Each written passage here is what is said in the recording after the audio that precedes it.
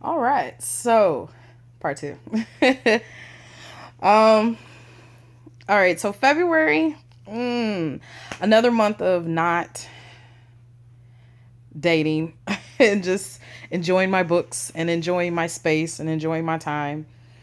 Um. Like maybe a little after Valentine's Day.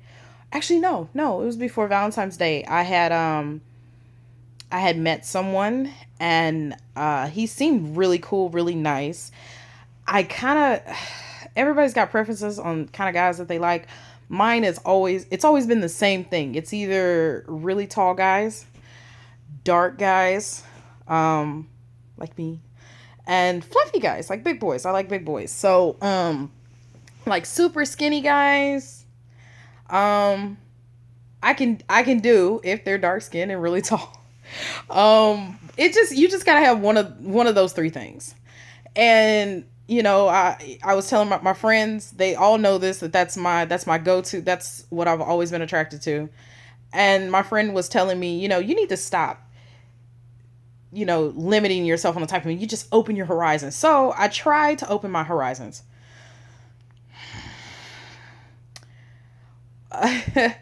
What ended up happening when I opened my horizons, short men just start coming out the woodworks. And I'm a short girl. I'm 5'2". So I wear heels a lot and stuff. But one thing, and it sounds so bad to say this, I don't like dating short guys because they always have like a syndrome about them. It's always something. And it's kind of annoying. And I still said, you know what, you shouldn't say that. That's not right. That's wrong. Not every short guy's like that. So I gave a short guy a chance. We went on a date, went out to eat, and we had crawfish, and it was really good. And but the only thing that kind of just set me, not really set me off, it kind of annoyed me the whole entire time for the date.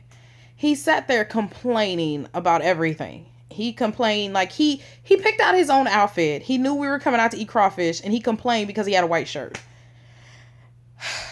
Like the entire time he complained.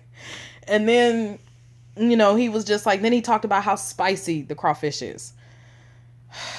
So I was like, well, I thought it was a good idea. I was like, well, how about on me, we go out for some ice cream?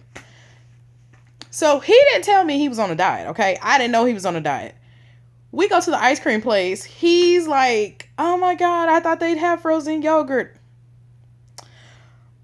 And so I'm like, well, they don't have frozen yogurt. There's ice cream here. And so he's like, then I got to hear about him complain about what kind of place doesn't have frozen yogurt. I'm like, well, let's go to Smoothie King. I was like, I'm pretty sure they probably got something where they don't put the sugar in it. So he forgets to tell the lady not to put the sugar in the smoothie. Then he refused to drink the smoothie. Mind you, I bought the smoothies. Smoothies weren't that expensive, but still, you just not okay. Well, maybe I'm thinking too much about it, but I was just like, he's just gonna complain the whole entire time. So, we get back in the car, we drive back to my car, and then, it was still a little early. Then he just kind of more or less, he just wanted to, he he basically just wanted me to come back home with him. Told him no, never got a call back. He hits me up like maybe a day after Valentine's Day, and he tells me basically, yeah, I can't talk to you, I can't date you. I saw you had somebody bought you an edible arrangements, you have too many men in your life, so I'm not interested. Which, I had somebody, very nice. Well, I had someone that was very generous, and they got me a very nice edible arrangement and a Michael Kors bag for Valentine's Day. So, he said that that's not okay. Like, I was like, okay, well, I didn't respond back to it. I was just like, okay. Um, you know, uh, Mind you, it had been 2 or 3 days after the date that he just hit me up like that. Um, Another short gentleman that I ended up going on a date with. I will have to tell you about that in part three, because that's gonna be a pretty interesting and juicy story with some screenshots.